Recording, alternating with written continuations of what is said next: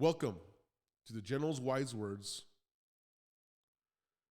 Like I said in the last episode, I wanted to really bring the General's Wise Words to people so that I could touch you with stories and life lessons that I've learned so that you can continue in bettering your life. So I'm going to tell you a story that was told to me by a grandmaster. And with this story, when I finish this story, we're going to kind of have a little quick discussion about it with myself, obviously, so I can break it down for you. So Grandmaster once told me this. Once there was a frog and there was a scorpion. And the scorpion and the frog were across a lake. And Scorpion goes to the frog and says, "Frog, let me crawl on your back so that you can swim us across the lake." Frog looks at Scorpion and says, "We're mortal enemies. Why would I let you crawl on my back? You're going to sting me." And Scorpion says, "Frog, why would I sting you when I need you to get across the lake?" So Frog kind of thinks about it and says, "Okay." So he allows the scorpion to climb on his back. So Frog starts swimming along. Scorpion's on his back. They're in the middle of the lake. The scorpion's stinger comes up and stings the frog. And the frog looks up at him and says, "Scorpion, we're both going to die." As his body's becoming numb, he says, "Why would you kill us both? Like, it doesn't make any sense."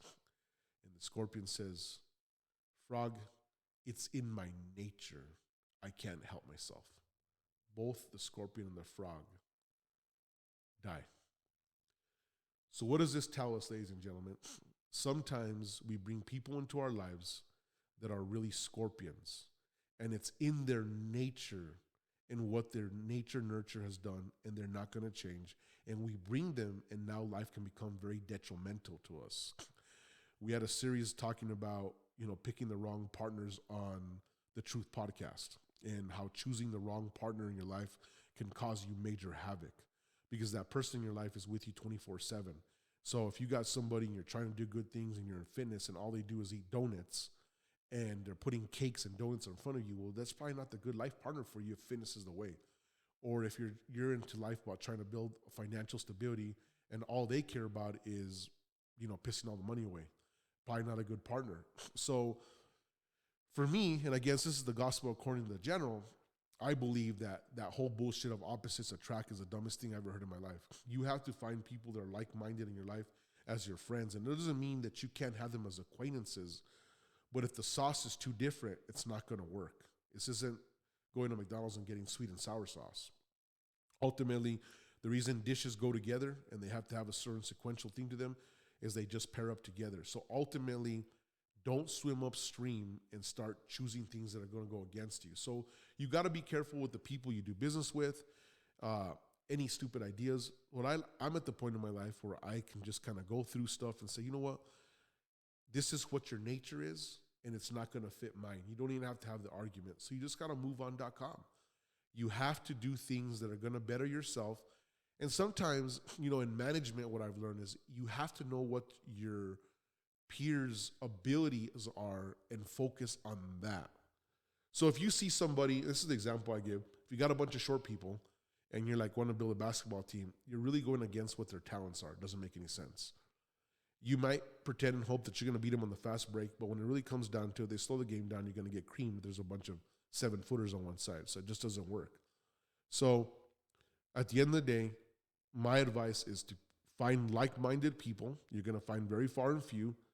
Put those in the trusted circle, and then you can have multiple acquaintances, and people can bring value. But most people don't know how to just identify what the value of that individual has, so they go and involve their entire life. And that's a very hard thing to do. You'll learn this going on in life.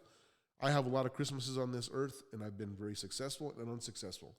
So with relationships, you have to be very, very clear and say, this is what it is, and set your expectation, and you'll never feel let down. The word of advice is this: do not give more of yourself that you don't want to see lost. So I'm going to break that down for you. If I have a full glass of water and it's the only glass I have and I pour it all into one person and I'm expecting that person to give me back a full glass of water and I don't get shit from it and you're now going to die of thirst, that's the dumbest thing you ever did.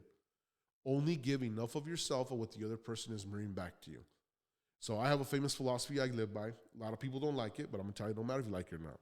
You give me a quarter, I'll give you 50 cents back. You take a quarter, I'll take $1. That is the rule that I live by. Tune in to the next time to the General's Wise Words. Hope you found this valuable. Click on our YouTube. You need to listen to the General's Truth Podcast, Wise Words. I guarantee it will change your life. And if you want to really be successful in the business, the answers are there for free. Tune in. Have a great day.